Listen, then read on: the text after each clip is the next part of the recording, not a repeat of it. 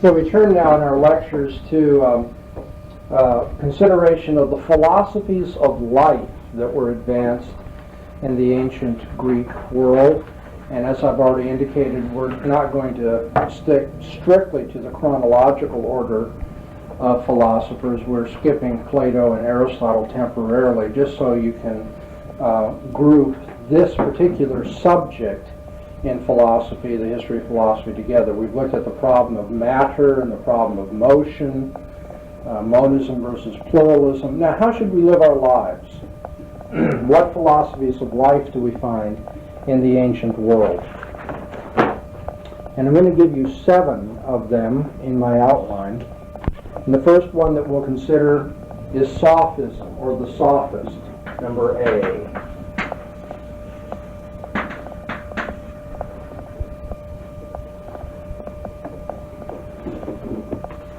The 2 sophists that we pay attention to, there were many, many of them, many teachers who would be in the sophist school of thought.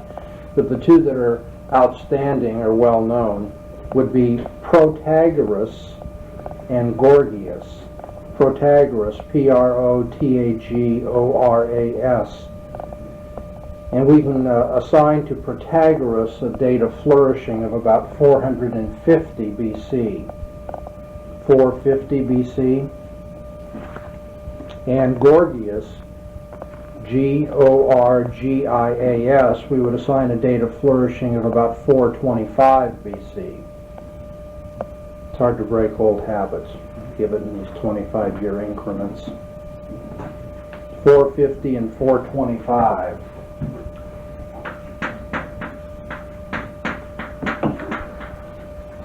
But sophism is not to be restricted to the lifetime of a Protagoras or a Gorgias. This is an outlook on life, an attitude toward life that goes way beyond these teachers. It stays on in their disciples and other sophistic teachers down to the time of Plato and thereafter.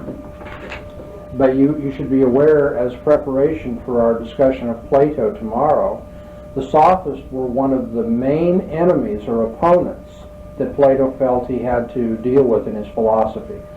Plato felt he had to deal with and refute the outlook and turn people away from the outlook of the sophist. The sophist held to the relativity of truth in the case of Protagoras, or even worse, were completely skeptical about the truth in the case of Gorgias. The relativity of truth.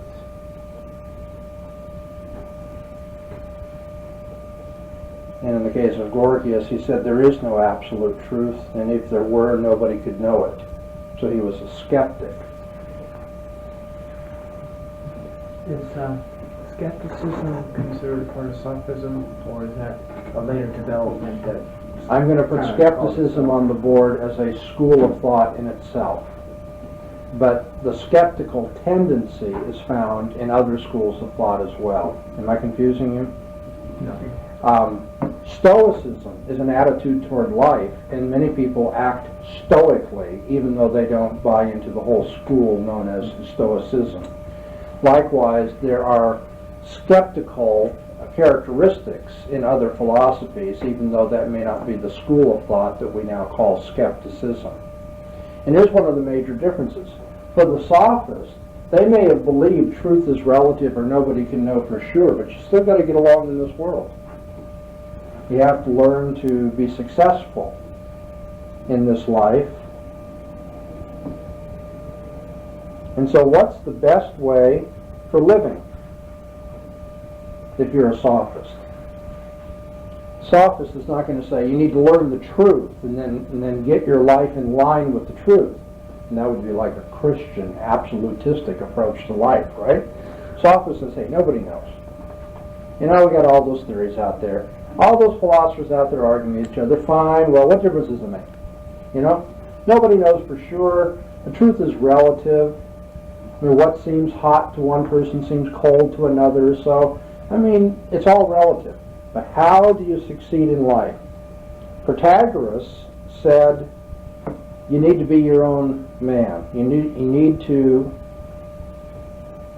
let yourself be an individual. He stressed individualism. And the notion that man is the measure of all things. This is Greek humanism in its purest. Man is the measure. Evaluate everything on the basis of your own way of seeing things and how it affects you.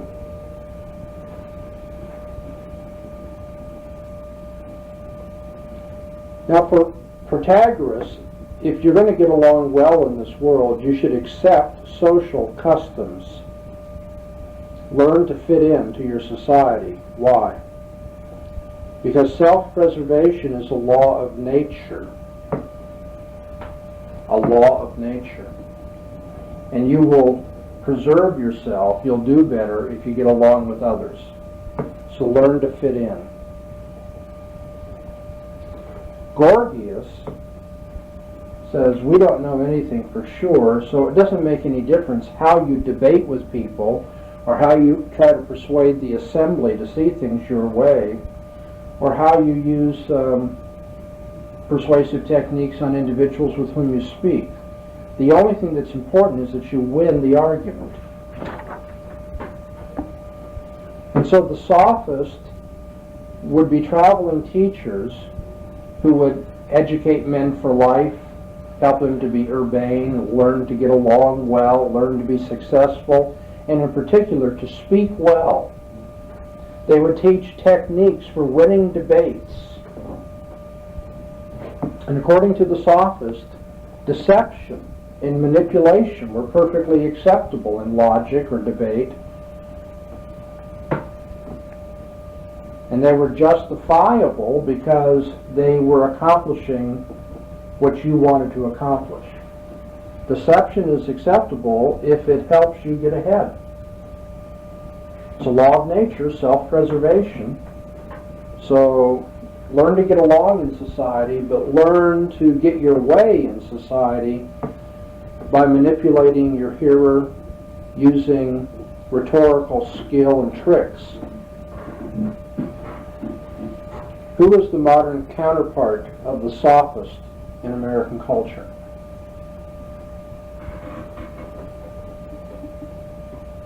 Don't we have a whole vocational class of sophists known as lawyers today?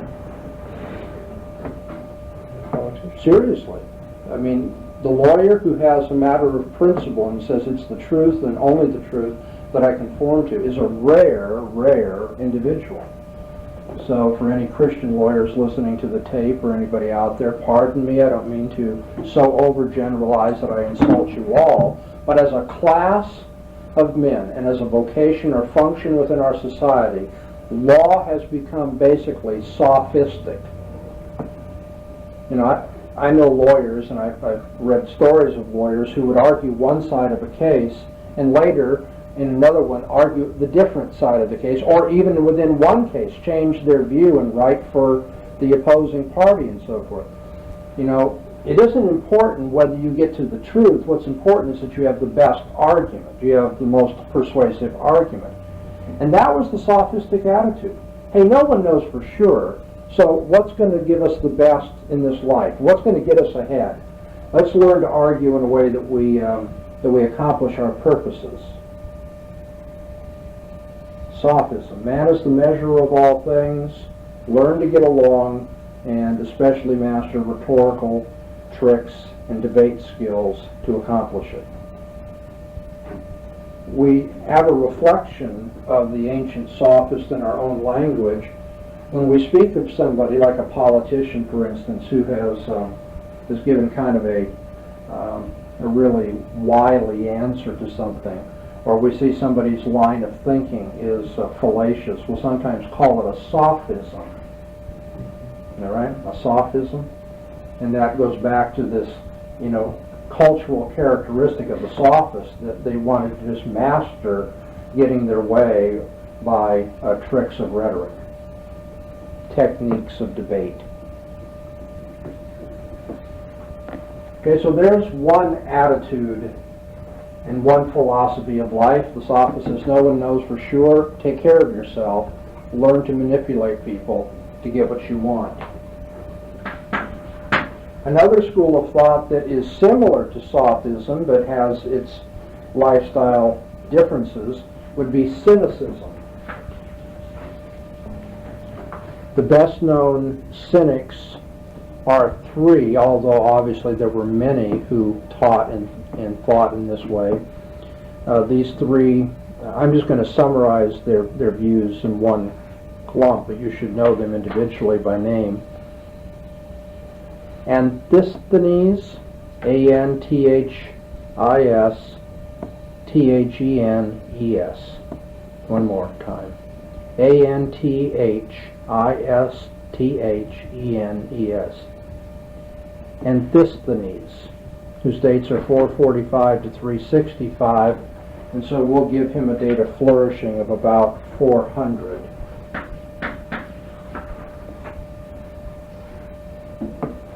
Next in line chronologically, but perhaps the best known of all the cynics in all time, is Diogenes, the great speaker, the orator. Diogenes, Diogenes. Diogenes lived from 412 to 323 BC, and I'm going to arbitrarily assign him a date of flourishing of 350. And then finally we have Crates of Thebes. Crates is his name, Crates, sometimes called by my students Crates. And we'll give him a date of flourishing of 325 BC. And again, these are just the three best known cynics. There were plenty of people who followed the cynic philosophy of life. Do we have anybody today that might, I don't mean a particular class, but do you know people who seem to have an attitude toward life that you might call cynical? Yeah, well, this is something that the ancient Greek world saw as well. The cynics emphasized independence and self-control, self-reliance. You should be independent, you should control yourself, you should be able to rely upon yourself. You can't count on anything else out there, the cynic said. You've got to count on yourself. The sole good for man is virtue, and virtue was identified with happiness, according to the cynic. Happiness. And how is happiness to be found? In an intelligent life devoted to morality.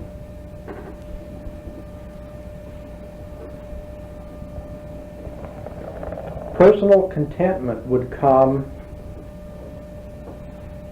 with independence from society and from the world round about you.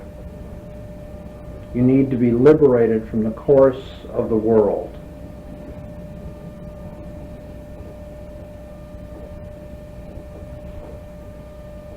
Since you can't control the world around you, learn to control the inner world by reducing your desires to the barest necessities. All right, that's the general outline. Specifically, how do we intelligently attain the virtue of happiness? How do we get inner peace and tranquility and liberate ourselves from the course of the world? Well, the general cynical answer was return to nature. Return to nature. And repudiate all that civilization represents. Return to nature and repudiate all that civilization represents. Repudiates civilization's refinements, its emphasis on the family, its view of learning. Get back to nature and defy the accepted codes of behavior in society. get back to nature and defy the accepted codes of society. And do we have any social movement in the last 30 years, let's say, that might itself be a representation of the cynical philosophy of life? Get back to nature, defy social mores, depend on yourself. Sound like the hippies of the 60s, maybe? Mother Earth catalog time? Why were the cynics called cynics? Actually, the word kainos in Greek means dog. Why were they called the dogs, or the dog-like people, dog-like philosophers? Because they said that dogs copulate in the open. Society says you shouldn't do that, human beings shouldn't. And so they promoted the idea that open sexual relations, copulation in the open, just like dogs, kainos, was acceptable. That isn't to say that they actually did that. I mean, perhaps some did, but it was a point that was being made. Don't accept the mores of civilization. Live naturally. And how do animals live in nature? The dogs copulate openly. And so they came to be called the dog-like ones, the cynics. The difference between the cynics and the hippies of today, I've already seen that they alike want to return to nature and defy the mores of civilization. The difference between them is that some of the cynics taught that pleasure should be avoided. Crates of Thebes, I've already given you his dates. Crates said, pleasures is going to get you into trouble. What you need, the good life, is a life of simplicity and self-control. And so Crates had a saying for which he became famous. He said, happiness is poverty. Well, then maybe they aren't so different from the hippies. In that sense, the hippies wanted to repudiate money, materialism. Poverty is something which, was to be accepted, maybe even made a virtue. However, the hippies did not say they wanted to avoid pleasure. Obviously, there was a great deal of sexual excess and drug use in the hippie movement that would not have fit into the cynical philosophy. The cynics said you should adjust to adversity and affliction in your life with an attitude of passive indifference. Passive indifference. You didn't get that promotion at work? It makes no difference. Lay back. Don't worry. Float downstream. Be happy. They may not have used drugs, but they were trying to accomplish what drugs try to accomplish for hippies too, right?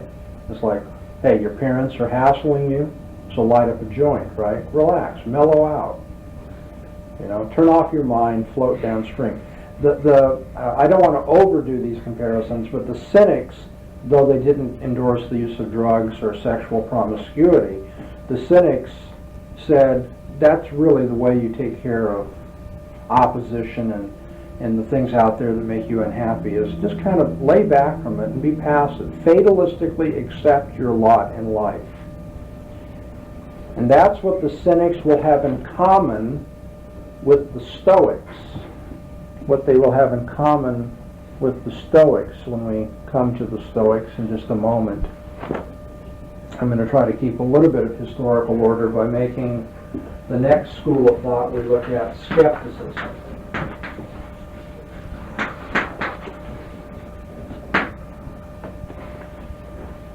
It's hard to put defining dates on skepticism because, as with all of these, this is an attitude toward life, a philosophy of life that pervades the Greek world. Many people would have followed skeptical thinking.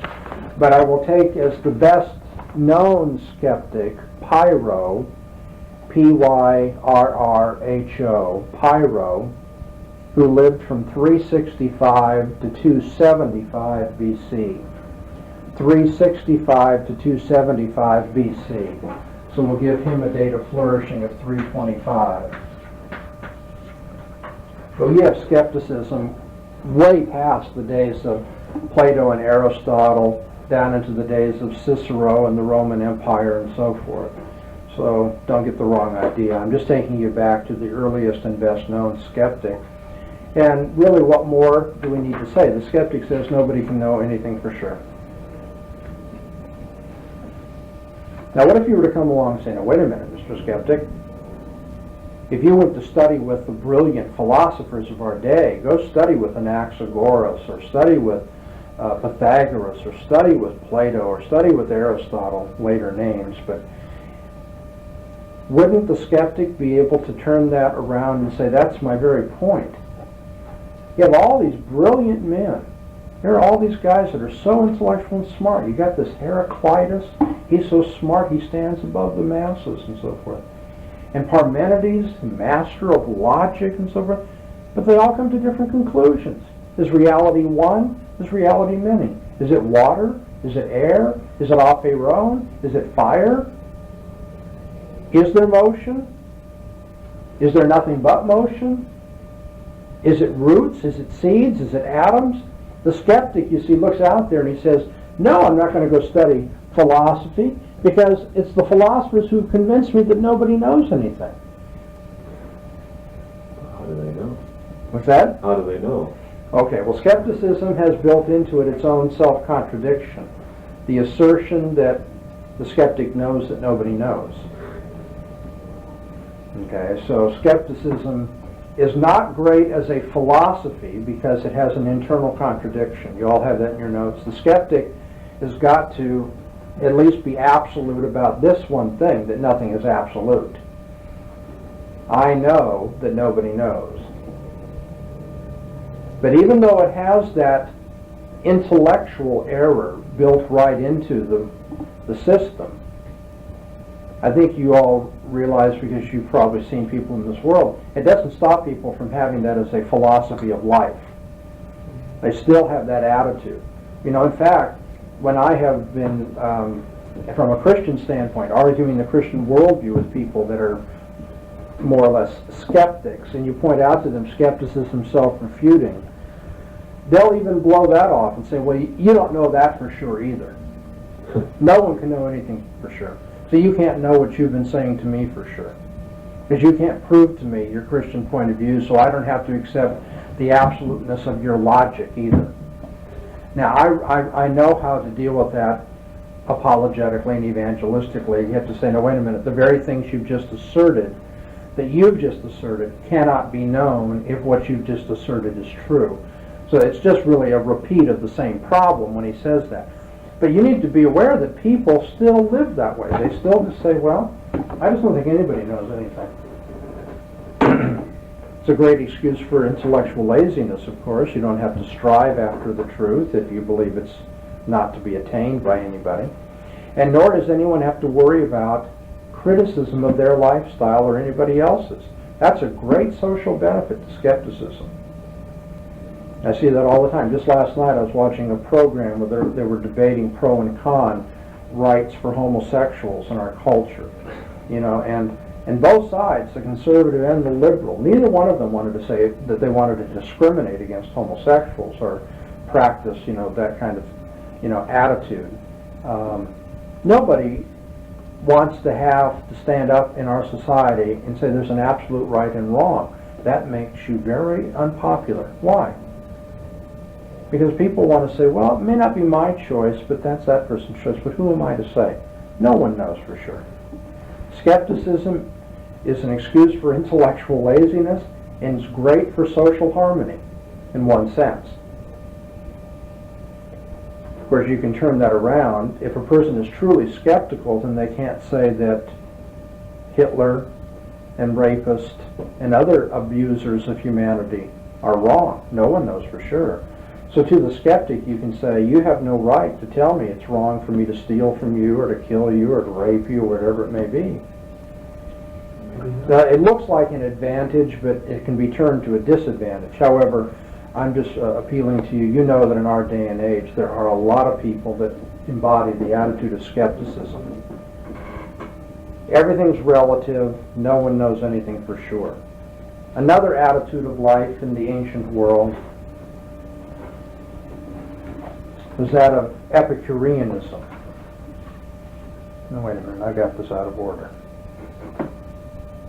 Cyrenaic hedonism.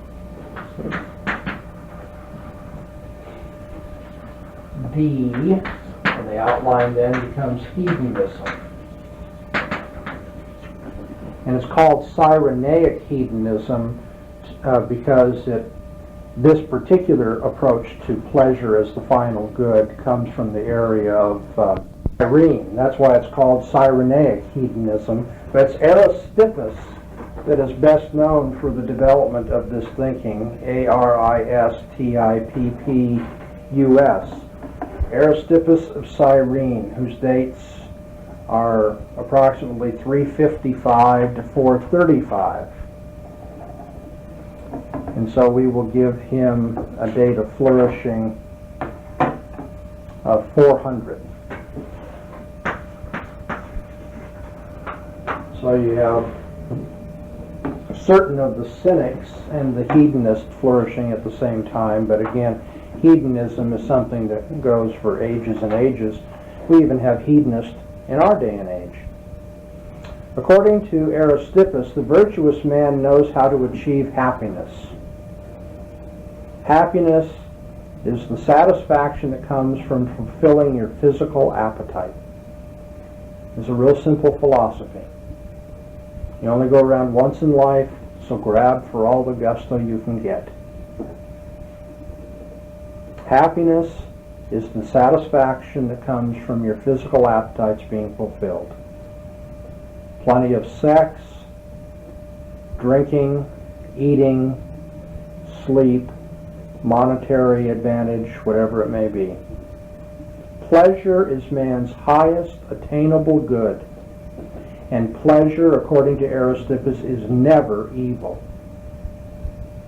If a man is asked, why did you do that? He says, because it felt good. That can never be an answer that is wrong. If it really did feel good to do it, then it could not be evil. And all pleasure, according to Aristippus, is sensual in nature. All pleasure is physical. And the only difference between pleasures is quantitative. That is the degree of sensual pleasure that is given. There's no qualitative difference between pleasures. It's not as though there are higher pleasures and lower pleasures. Remember Democritus? Democritus said there's the coarse atoms and the refined atoms. True happiness comes not through sensual pleasure, but through intellectual pursuits. That's what Democritus said. Aristippus said, forget it. The only pleasure is sensual, and the only difference between pleasures is quantitative. The only reason that we think some pleasures are wrong is because of customs that have been imposed on us.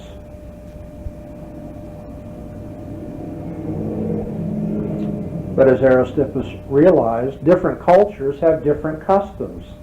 And so some cultures condemn one thing, other cultures condemn another. It's all very relative.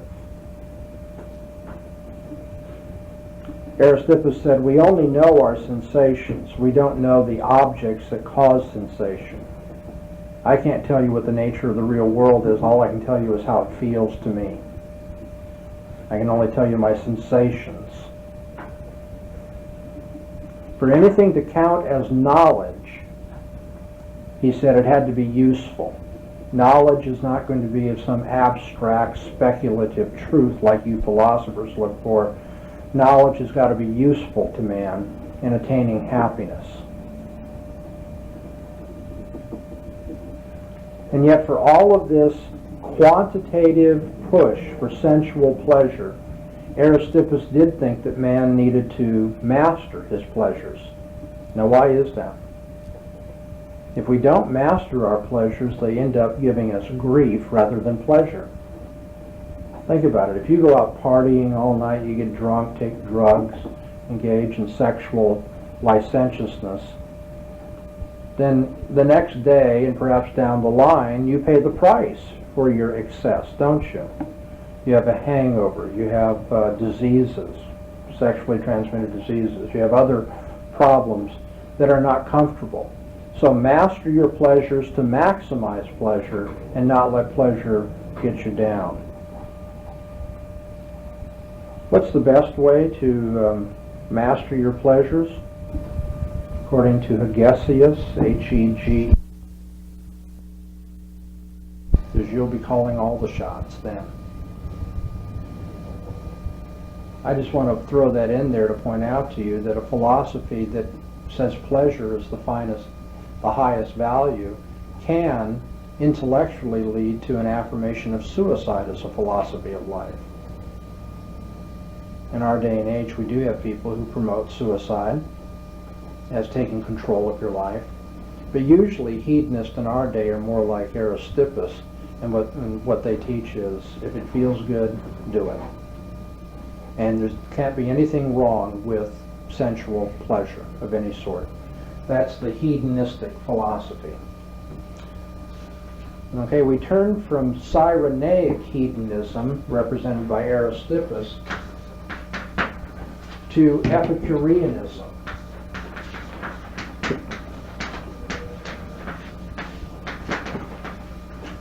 Epicureanism is named after Epicurus, the philosopher. That should be obvious enough. Epicurus lived from approximately 341 to 370 BC, and I will assign him then a date of flourishing of 300.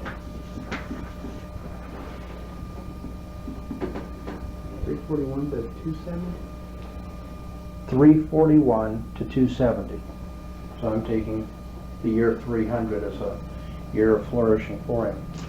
Epicureanism in our contemporary culture, is that term, Epicureanism, is used as synonymous with hedonism, isn't it? To lead a life of Epicurean delight is to seek sensual pleasure. And that is unfortunate because that gives you the wrong idea about the philosophy of Epicurus.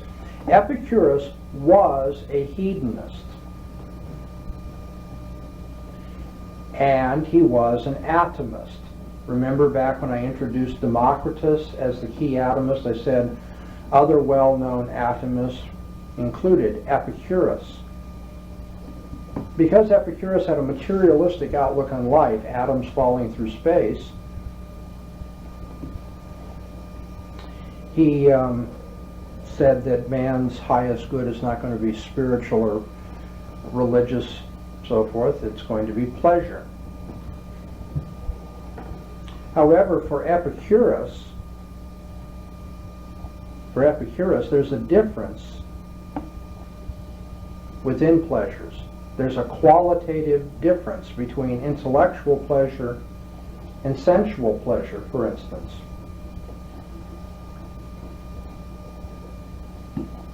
Where Aristippus, the hedonist, said, go for all the gusto you can, Epicurus said, avoid all the pain that you can, and maximize the higher pleasures, the intellectual pursuits. So Epicureanism is not really a life of excess as we understand it today. It's a life of regulated, measured physical pleasure to avoid pain, and maximizing contemplation and intellect.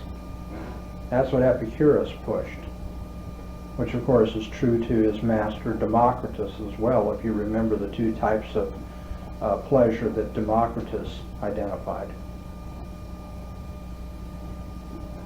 We should seek pleasant emotions and motions and feelings within our bodies, and so that means you don't get drunk, because getting drunk leads to terrible hangover and headache. That's not pleasant. Avoid pain. So you want pleasure, but you want a pleasure that helps you to avoid pain. So instead of getting drunk, have a bottle of wine and some cheese and discussion, intellectual discussion with friends. Epicurus was not a party animal. Epicurus said, have some friends over, eat moderately, little cheese, bottle of wine, and have a good discussion. and avoid suffering. Just try to minimize the amount of distress and pain that comes into your life.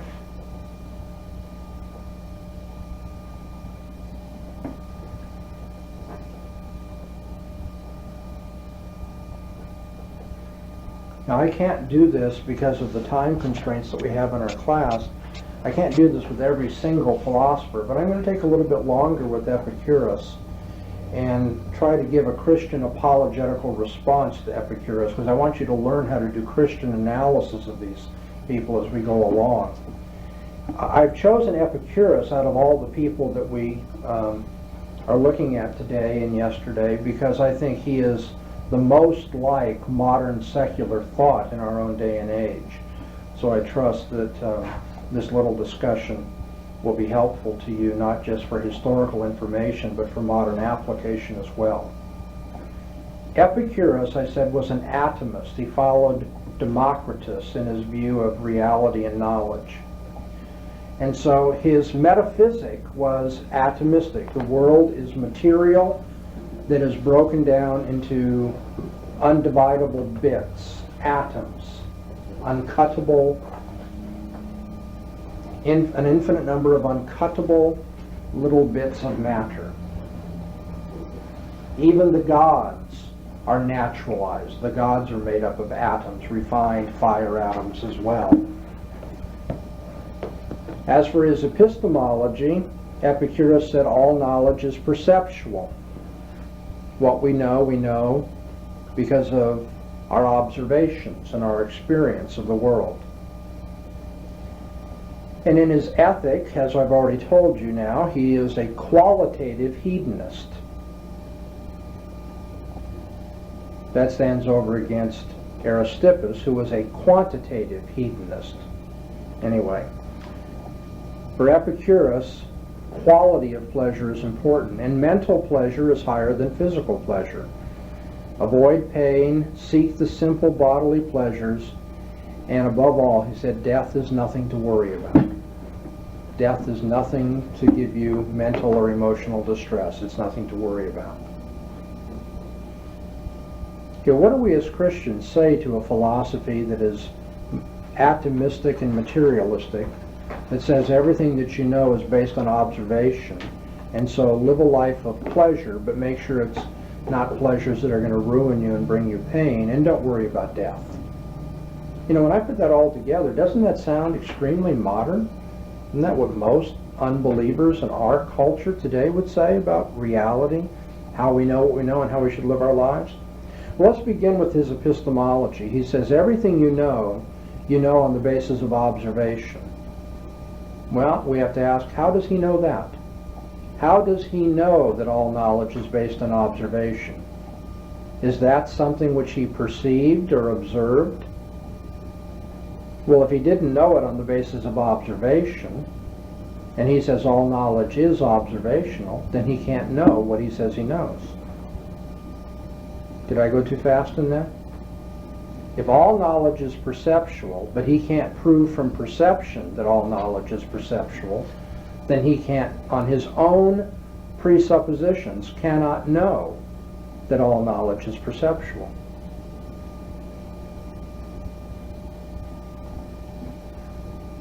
And how does he know things about atoms which are too small to be perceived? How does he know that all atoms are eternal? Has he been around long enough to perceive that? He can't perceive the atoms, much less has he been here, or has anybody been here long enough to say that they are eternal. And so here's a man in his theory of knowledge who utterly contradicts himself. He cannot know his most basic assumptions. His own philosophy rules out his ability to know that all knowledge is perceptual, rules out his ability to know that there are atoms and that they are eternal. Let's look at his metaphysical commitment. He says that everything is material, even the gods are material. Everything's made up of physical atoms. Well, if everything's made up of physical atoms, why should I trust what my brain leads me to think or say. That's just atoms in motion. It's not a matter of my ability to understand or freely investigate and choose the truth. I just have to say and think what my brain makes me say and think. If everything's made up of matter, then we don't need to trust our brains at all. Moreover, how can man have free will? How can there be any choices if we're nothing more but matter in motion, subject to the laws of atomic physics?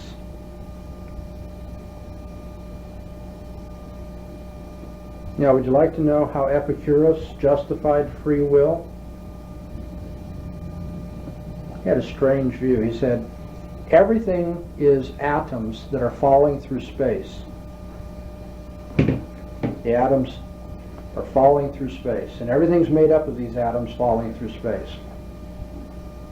Okay, well then how do men have free will if we're just material things subject to the laws of physics falling through space? According to Epicurus, there was a swerve in one of the atoms. All the atoms were falling through space, and one of the atoms swerved, and what happened is that set off a chain response, chain reaction, that one atom hit another, hit another, hit another, hit another, and that's where free will is. It comes from that irrational swerve of the one atom that sets things out of order. Does that seem like an adequate answer to anybody in the room? What's the next question going to be? Even if that does account for why I don't do everything exactly the same, that I have free will to choose to eat a burrito rather than a taco today, because the atoms that make me up have a swerve in them, and so I say burrito instead of taco when I order my lunch. Even if that made sense in itself, we have to ask the original question, what made that atom swerve? And so, when you're dealing with materialists in our day, as well as in Epicurus' day, remember, they cannot account for man's freedom and dignity, apart from cheesy explanations like, well, there was a swerve in the atoms. Yeah, and what caused that? Let's look at his ethic finally. He's a qualitative hedonist. Men should seek pleasure. How does he prove that they ought to seek pleasure? It's one thing to say that they do. I mean, if that's true, I'm not sure that everybody does seek pleasure, but even if it is true that everybody seeks pleasure, how does he prove that they ought to seek pleasure? We can ask why friendship and altruism have the place that they do in Epicurus' system. Isn't he being arbitrary when he chooses friendship and altruism? Couldn't somebody else say, well, my pleasure is found in being alone and not being outgoing and helping other people, but living for myself? Moreover, without a justification of free will, how is it that anybody chooses to avoid pain, to pursue pleasure, to pursue refined pleasures at all? There aren't any choices. And so there can't be any ethical evaluation given the metaphysical views of Epicurus.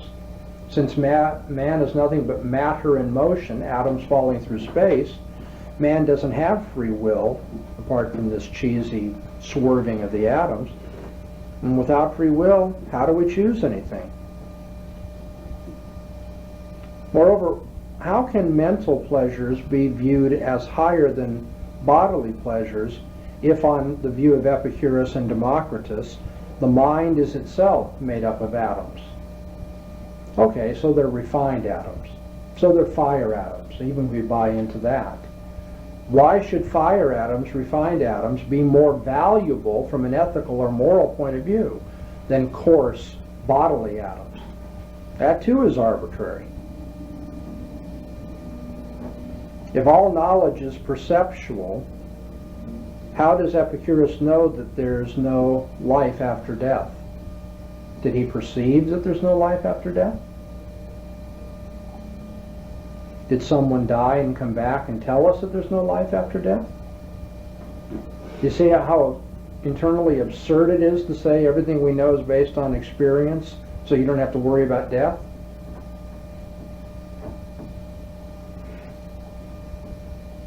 So these are some of the problems with the ethic of Epicurus. Now, if we can undermine, and I've done this, in maybe 5 or 10 minutes, very simply, we can undermine his view of reality, his view of how we know what we know and how we live our lives. I hope that gives you some confidence as Christians. When you study philosophy, you have nothing to be intimidated by. If you listen to what these men are saying, they will finally hang themselves. They will give you the rope by which you can intellectually hang them.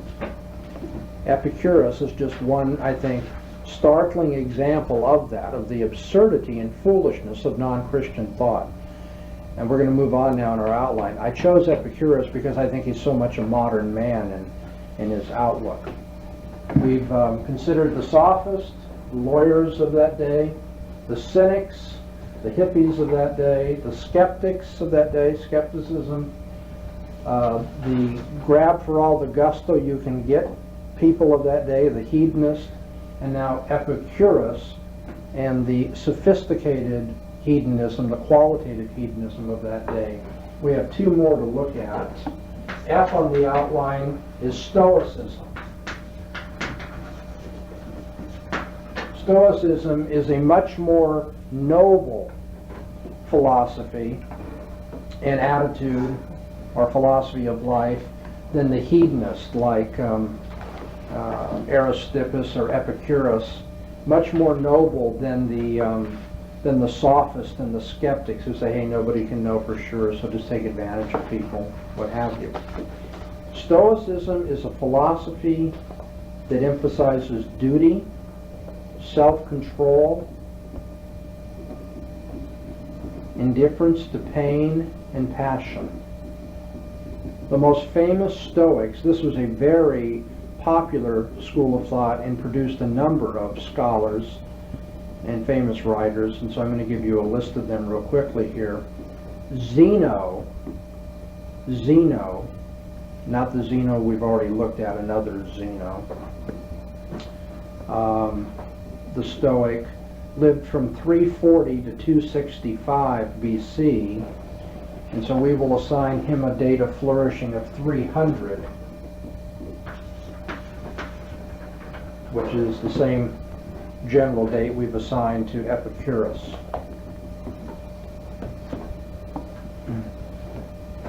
Cleanthes, C-Leanthes, date of flourishing 250 BC. And you want to put down in your notes that Cleanthes is quoted in the Bible. In Acts 17, when Paul goes to Athens, and he says, even as some of your own poets have said, he quotes a quatrain from Cleanthes, the Stoic philosopher. Chrysippus, Chrysippus,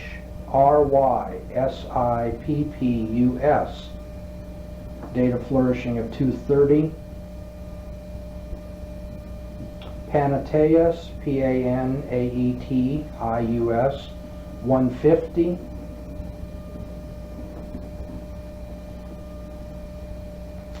Antipater,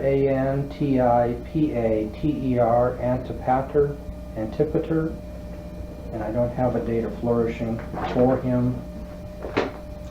Arius Didymus, Arius Didymus, Arius Didymus, date of flourishing of 25 BC.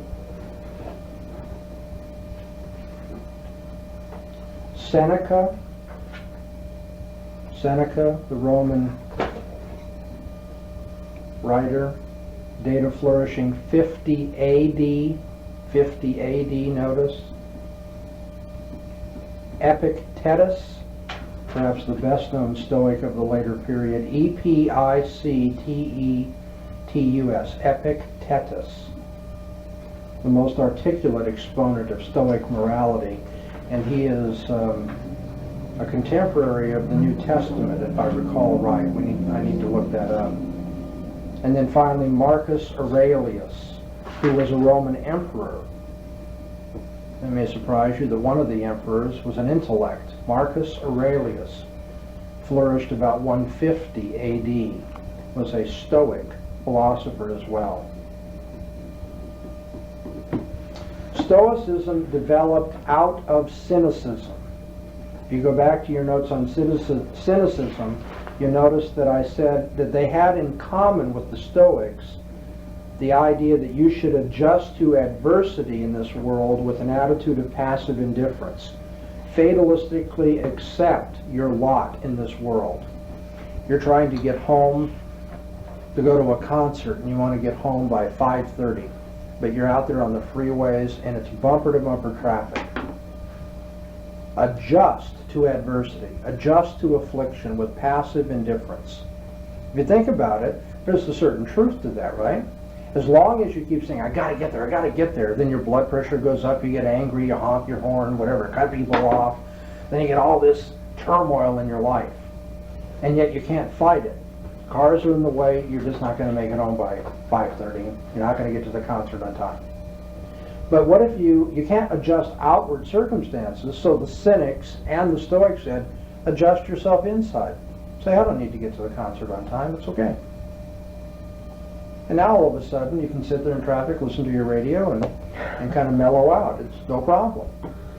The cynics and the Stoics shared that idea that you adjust to adversity by changing your internal feelings and desires. Attain passive indifference. It really makes no difference what happens. Everything's fine. Just smile and be happy. It's okay. Stoicism develops out of cynicism, and that's the common thesis or common principle that they share. Passive indifference to adversity. As you can see from the dates that I've given you for the Stoics, Stoicism runs for a long period of time. And in fact, if we did a special study of Stoicism, we would really break it down into the earlier, middle, and later Stoa. The word Stoa means porch. And they got their name because they met at a porch, particularly well-known porch, and so people referred to those philosophers as the Stoic, the porch meeting philosophers. The Epicureans, by the way, were known for meeting in a garden. So they were the philosophers of the garden. You have those of the Stoa and of the garden, the Stoics and the Epicureans. Okay, what does Stoic philosophy teach? Basically, self-control and indifference to worldly affairs. Indifference to worldly affairs. Evil is a failure to let reason control your passions. According to the Stoics, there was a logos that permeates nature and controls everything that happens. There is a reason, a logos, that pervades nature and controls what happens there. Where did they get that idea? Which philosopher did we learn about this morning that taught that there was a logos that governs or characterizes the natural world of flux and change? Heraclitus. Heraclitus had this embryonic idea of a natural law. With the Stoics, it's much further developed. There is a law of nature, a logos that controls everything that takes place. And virtue for man amounts to living in accordance with nature, getting in tune with reason then. Making sure that you live in such a way and think in such a way and have attitudes which harmonize with the logos of all things. Fit into the flow of things. Or if you will, it is an accurate summary of the Stoic philosophy of life. Go with the flow. The logos makes the world what it is. Get in tune with the logos. Get in tune with reason. So evil is a failure to let reason control your passions. When your passions fight against reason, you're fighting against the nature of things. The Stoics said, don't do that. Man is to conquer the world by first overcoming, and only by overcoming, his impulses, his internal impulses. Get in touch with yourself, get control of yourself, let reason control your passions. And that's how you conquer the world. You conquer the world by conquering yourself. And that means you show indifference, utter indifference to pleasure and to pain. If you are utterly indifferent to pleasure and pain, external things cannot control you any longer. If you are utterly indifferent, then passion will not carry you away. You'll fit into the flow of things. You'll be very rational. The world outside cannot control you or distress you. And so to be Stoic has come to mean, and properly in terms of that philosophy, to have kind of like a soldier's attitude toward life. Stiff upper lip. Nothing bothers you. Pleasure doesn't pull you aside. Pain doesn't pull you aside. You just go with the flow. Whatever is right. You fit in.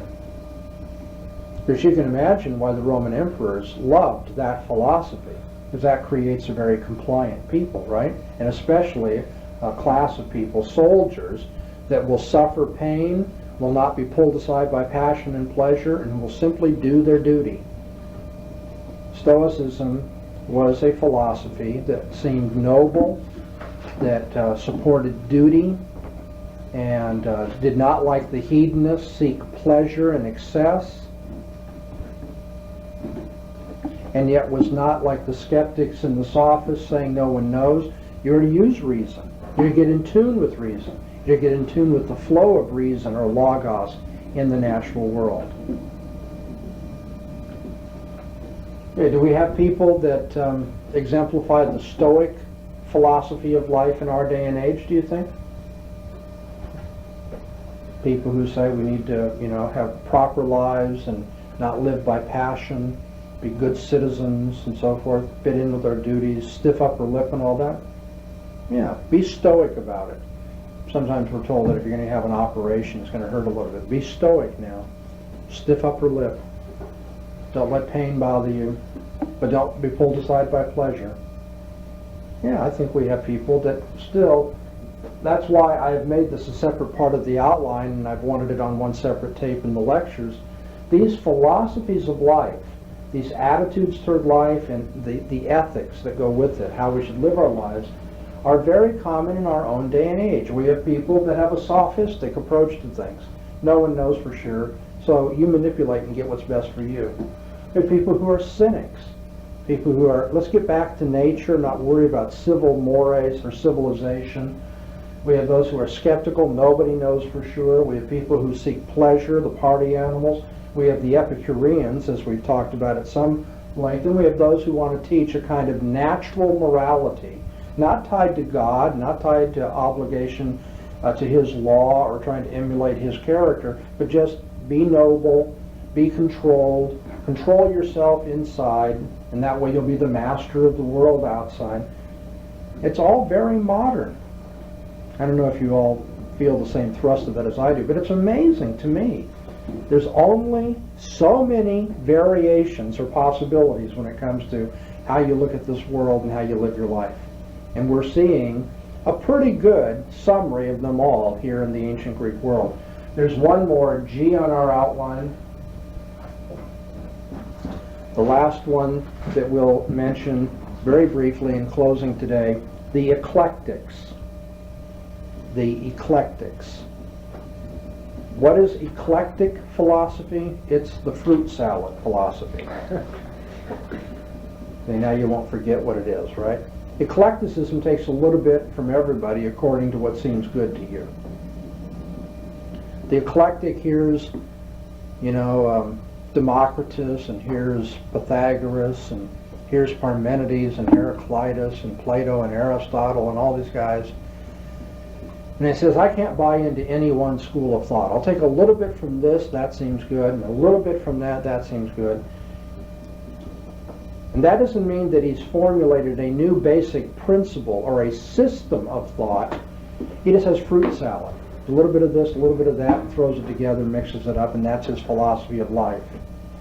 Perhaps the best known illustration of eclectic philosophy was Cicero, the Roman orator, whose dates were 106 to 43 BC, 106 to 43 BC, contemporary of Julius Caesar.